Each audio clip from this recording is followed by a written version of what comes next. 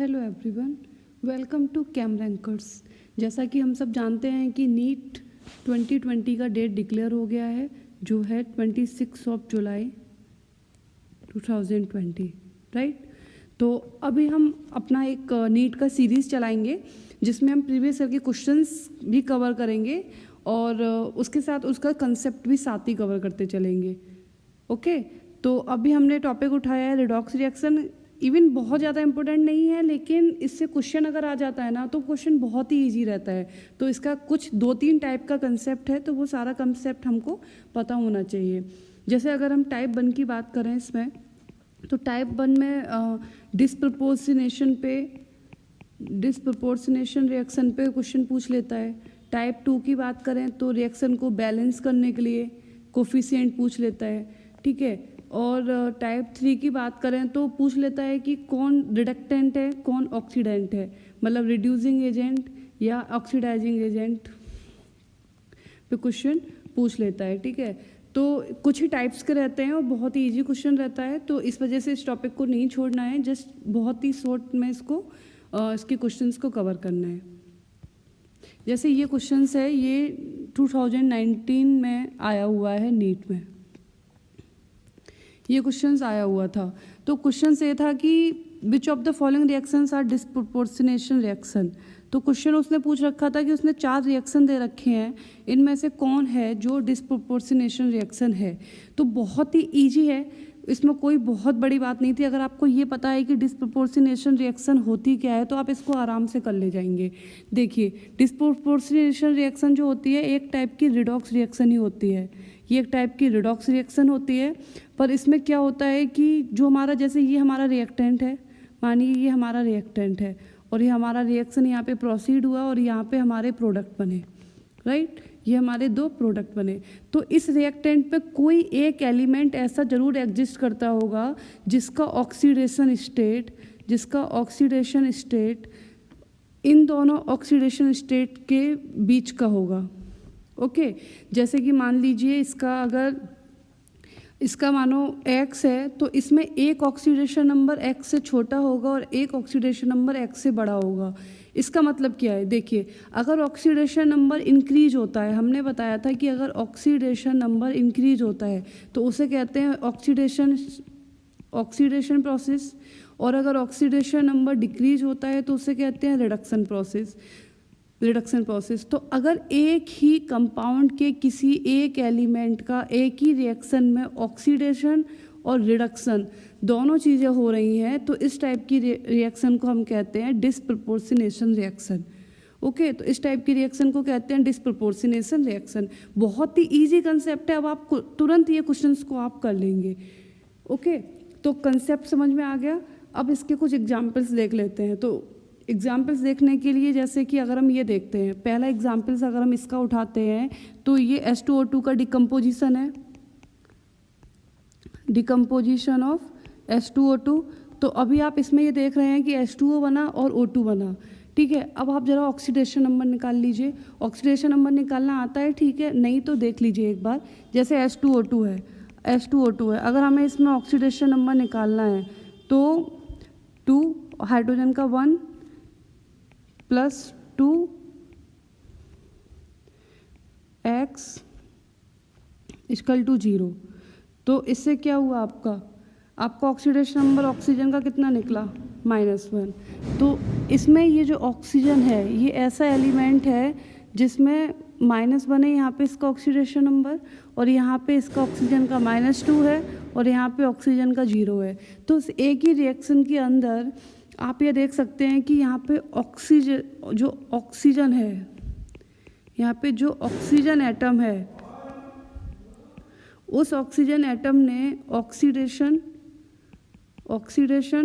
और रिडक्शन दोनों प्रोसेस को एक साथ एक्सपीरियंस किया है, राइट। तो इसका मतलब क्या है कि जो हमारा ऑक्सीजन है वो इस रिएक्शन में डिस्प्रपोर्शनेशन रिएक्शन को एक्सपीरियंस कर रहा है हमारा ऑक्सीजन। तो अब आप देखिए, ऑक्सीजन का -1 से -2 में जाना मतलब ऑक्सीडेशन नंबर डिक्रीज हो जाना, तो ये है रिडक्शन प्रोसेस, और यहाँ पे ऑक्सीजन का -1 से 0 में गया, मतलब ऑक्सीडेशन नंबर इंक्रीज हुआ, तो ये क्या है, ऑक्सीडेशन। तो इस तरीके से ये इसमें क्या हो रहा है, ये एक टाइप का डिस्प्रपोर्शनेशन रिएक्शन है। ये दूसरा रिएक्शन है जिसमें फॉस्फोरस, सल्फर एंड क्लोरीन, इन तीनों का हम रिएक्शन दिखा रहे हैं एल्कलाइन सोल्यूशन में। एल्कलाइन सोल्यूशन, अगर एल्कलाइन सोल्यूशन में फॉस्फोरस, सल्फर एंड क्लोरीन का अगर रिएक्शन होता है तो ये किस टाइप की प्रोसेस रहती है, तो ये भी जो है, ये भी डिस्प्रपोर्शनेशन रिएक्शन के ही एग्जाम्पल्स हैं, डिस्प्रपोर्शनेशन रिएक्शन के ही एग्जाम्पल्स हैं। आप इसमें देखिए, आपका फॉस्फोरस ये डिस्प्रपोर्शनेशन को एक्सपीरियंस कर रहा है, क्योंकि इसमें फॉस्फोरस का, क्योंकि इसमें फॉस्फोरस का, वेट अ मिनट, इसमें फॉस्फोरस का जो है ऑक्सीडेशन नंबर 0 से -3 में गया एक प्रोडक्ट में, और दूसरे प्रोडक्ट में कितना गया, +1। तो 0 से +1 हो गया, यहाँ पे इसका क्या हुआ, ऑक्सीडेशन, यहाँ पे इसका क्या हुआ, रिडक्शन। तो ये भी आपका क्या है, डिस्प्रपोर्शनेशन रिएक्शन। सेकंड में आप देखिए, इसमें सल्फर 0 से जब ये -2 में गया तो यहाँ रिडक्शन हुआ, और यहाँ पे इसका क्या हुआ, ऑक्सीडेशन। क्लोरीन का देखिए, +1 में गया ऑक्सीडेशन, और यहाँ पे हुआ इसका रिडक्शन। ठीक है, यहाँ तक तो कोई प्रॉब्लम नहीं है। लेकिन अगर आप इस वाली रिएक्शन को देखते हैं, लास्ट वन, तो ये नॉर्मल सिचुएशंस नहीं दिखाती है। जैसे अगर आप इसको देखेंगे, अगर आप इस वाली रिएक्शन को देखेंगे तो आपने एक चीज़ देखा कि जिस तरीके से यहाँ पे क्लोरीन है वो एल्कलाइन सोल्यूशन में डिस्प्रपोर्शनेशन रिएक्शन शो कर रहा है, राइट। अगर हम इसका रिएक्शन करेंगे ब्रोमीन से करेंगे, जैसे Cl2 की जगह अगर हम Br2 लिख दें तब भी यही होगा, इसी टाइप से। अगर हम आयोडीन से करेंगे तब भी यही होगा। लेकिन अगर हम फ्लोरीन से करेंगे तो ये डिस्प्रपोर्शनेशन रिएक्शन नहीं है। ये पॉइंट बहुत इंपॉर्टेंट है कि जो फ्लोरीन का जो रिएक्शन है ये डिस्प्रपोर्शनेशन रिएक्शन नहीं है। क्यों नहीं है, उसका रीज़न क्या है, ये डिस्प्रपोर्शनेशन रिएक्शन क्यों नहीं है, क्योंकि फ्लोरीन जो है इसका अगर ये एल्कलाइन सोल्यूशन में अगर ये रिएक्शन शो करता है और इस तरीके से रिएक्शन प्रोसीड होता भी है तो यहाँ पे वाटर फॉर्म हो रहा है। और जैसा कि हम जानते हैं कि जो हमारा F है, हमारा फ्लोरीन है, वो मोस्ट इलेक्ट्रोनेगेटिव है, मोस्ट इलेक्ट्रोनेगेटिव। तो मोस्ट इलेक्ट्रोनेगेटिव होने की वजह से ये वाटर के साथ रिएक्ट करके ऑक्सीजन को निकालेगा, तो ये रिएक्शन यहाँ स्टॉप नहीं होगा, ये रिएक्शन आगे प्रोसीड होगा। इस वजह से ये डिस्प्रपोर्शनेशन रिएक्शन नहीं है। Fine, okay. अब अपने क्वेश्चंस पे आते हैं। कंसेप्ट क्लियर हो गया है, अब जरा अपने क्वेश्चंस पे वापस आते हैं।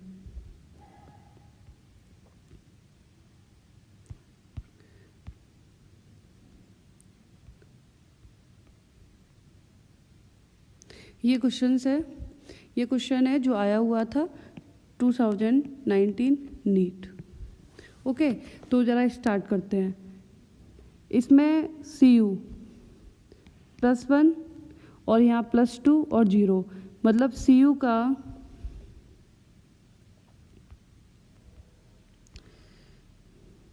Cu +1 से +2 में गया, 0 में गया, मतलब यहाँ पे +1 में था, एक में +2 में गया, एक में 0 में गया। तो ये यहाँ इसका क्या हुआ, ये हुआ इसका ऑक्सीडेशन और ये हुआ इसका रिडक्शन। तो ये तो है, ये डिस्प्रपोर्शनेशन रिएक्शन है, नो डाउट ये है। ओके, दूसरा देखते हैं MnO4 इसमें ज़रा Mn का ऑक्सीडेशन नंबर आप निकालिए, X -8 = -2, मतलब +6। यहाँ पे कितना है, +7 निकाल लेंगे आप। यहाँ पे कितना है, +4। अब आप ये देखिए, जैसा कि मैंने बताया था कि रिएक्टेंट में कोई एक एलिमेंट ऐसा ज़रूर होगा जिसका ऑक्सीडेशन नंबर उसके प्रोडक्ट और उसके प्रोडक्ट के जो ऑक्सीडेशन नंबर हैं उनके बीच का ही होगा। तो इसमें Mn एक ऐसा एलिमेंट है जिसका +6 है, जो इसके प्रोडक्ट में एक का +7 +4 इन दोनों के बीच का है। ठीक है, यही मैंने बताया था डिस्प्रपोर्शनेशन रिएक्शन का, जो अभी मैं जब इसको आपको एक्सप्लेन कर रही थी, राइट। तो इस तरीके से ये भी क्या है आपका, ये भी क्या है, डिस्प्रपोर्शनेशन रिएक्शन। ओके, तो अपना आंसर A भी है, B भी है। ठीक है, C चेक करते हैं। तो इसको आप खोलेंगे तो कैसे निकलेगा, MnO4- है एक टाइप से, क्योंकि K+ अगर आप बाहर लिख लेते हैं तो या फिर वैसे भी करके निकाल सकते हैं जैसे आप चाहें। तो इसका कितना है oxidation number, x - 8 equal to -1 that is +7 है यहाँ पे mn का। यहाँ पे mn का कितना होगा, x - 8 equal to -2 that is +6 है। और यहाँ पे कितना है, यहाँ पे है +4। तो ये नहीं है क्योंकि 6 और 4 के बीच का ऑक्सीडेशन नंबर होना चाहिए रिएक्टेंट में, पर वो तो ज़्यादा है, मतलब ये डिस्प्रोपोर्शनेशन रिएक्शन नहीं है। अब आप अपना लास्ट ये देखिए, इसमें MnO4- ठीक है +7 +2 और यहाँ पे क्या है MnO2 +4। इवन ये उल्टा जरूर है कि रिएक्टेंट का और इससे, लेकिन ये डिस्प्रोपोर्शनेशन रिएक्शन नहीं है, ये इम्पोर्टेंट है। हमने क्या बताया था कि रिएक्टेंट में कोई एक एलिमेंट ऐसा होना चाहिए जिसका ऑक्सीडेशन नंबर प्रोडक्ट के जो हैं ऑक्सीडेशन नंबर्स उनके बीच का हो, लेकिन इसमें उल्टा है। इसमें प्रोडक्ट में एक ऐसा है जिसका रिएक्टेंट के साथ का है, बल्कि ये नहीं है। एनसीईआरटी में ऐसे कोई भी एग्जाम्पल या डेफिनेशन नहीं है जो ये बताए। एनसीईआरटी में क्लियरली लिखा गया है कि रिएक्टेंट में कोई ऐसा होना चाहिए जो प्रोडक्ट के बीच का हो। इस वजह से हमारा आंसर ए और बी सही है। That is answer 1 is correct, answer 1 is correct. तो एक कंसेप्ट के साथ साथ जो क्वेश्चंस आया था वो भी मैंने बता दिया। तो थैंक्स फॉर वॉचिंग। अगर अच्छा लगे तो प्लीज़ इसको लाइक करना, चैनल को सब्सक्राइब करना। थैंक